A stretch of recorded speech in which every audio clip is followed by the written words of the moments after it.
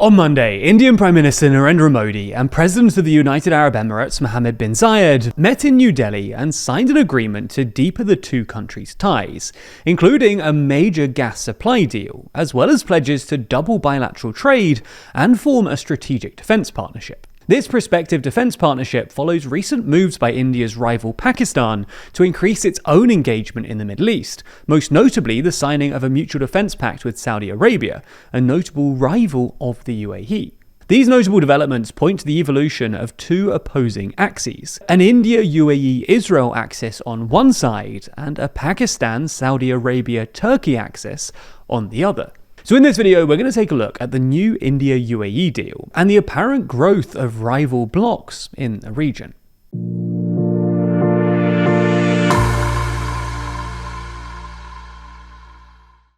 If this kind of topic is interesting to you, then you'd enjoy the current issue of our magazine, Too Long, where we talk about the new Middle East. In this issue, we run through every country in the region and talk about their future, before reflecting on how recent events have reshaped the Middle East forever. Order your copy, either physical or digital, by clicking the link in the description. Interestingly, both India's Modi and the UAE's MBZ came to power back in 2014, and they have strengthened the relationship between their two countries to become major economic partners. For example, in 2022, the UAE and India signed a comprehensive economic partnership agreement, helping to drive up bilateral trade past $100 billion last year.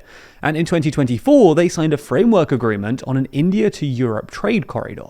Modi has even visited the UAE an impressive 7 times since coming to office, making the UAE his joint 4th most visited country, while MBZ has visited India 5 times in the past decade.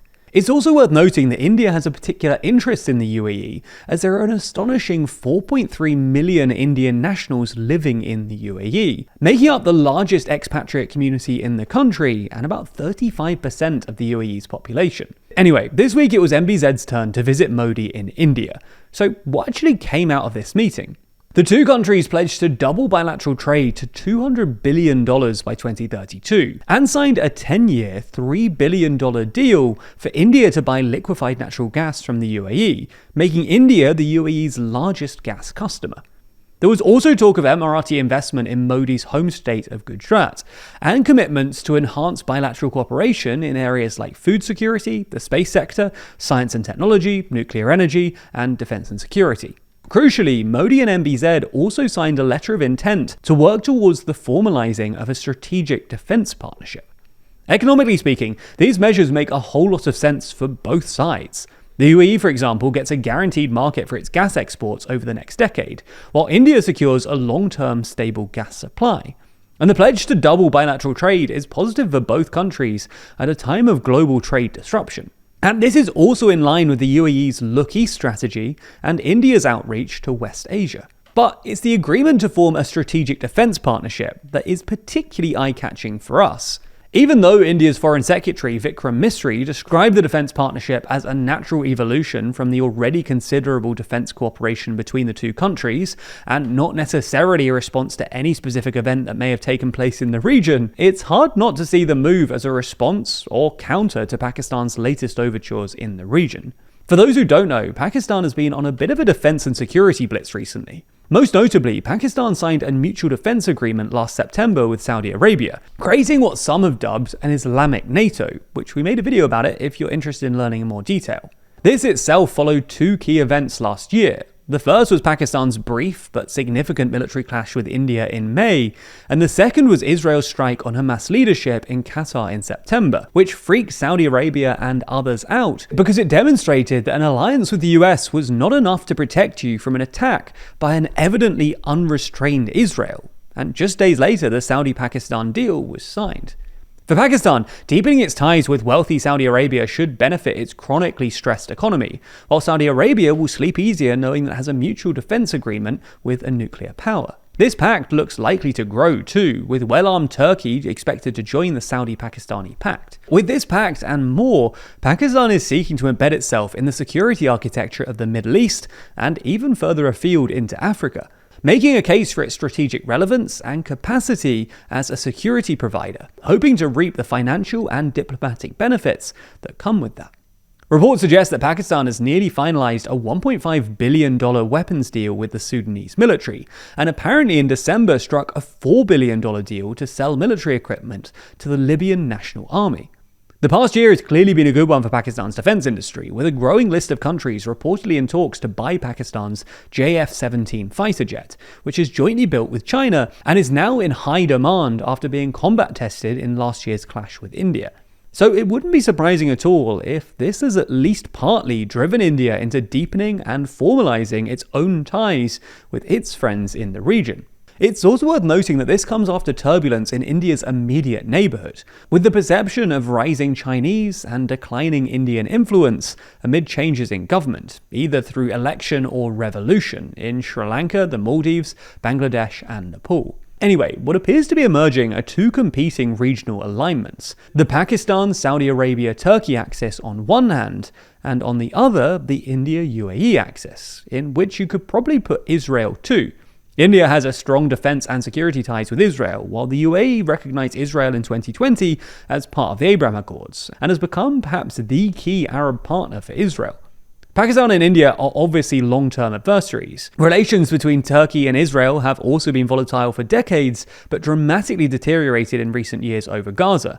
And in more recent months, growing rivalry between former allies Saudi Arabia and the UAE have blown out into the open, particularly over Yemen. So what does this all mean for the future?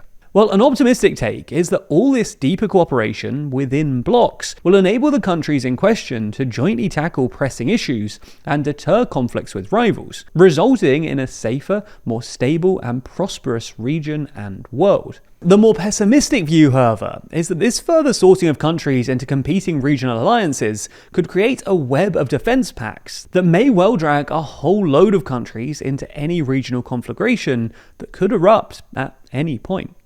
Exactly what plays out remains to be seen, but we should say that these developments are not really surprising given the increasingly complex geopolitical landscape. Gulf countries in particular are worried that American security assurances can no longer be relied upon, while growing tensions in a number of areas, from Iran and its uncertain future to the Pakistan-India or Pakistan-Afghanistan borders, are all factors that are driving countries to diversify and deepen their alliances in the region. Now, you're probably looking to follow this story as it develops, but how are you supposed to keep track of which outlets online are actually trustworthy, and which are just fabricating a false narrative for you to follow? Well, that's where our sponsor this week, Ground News, comes in.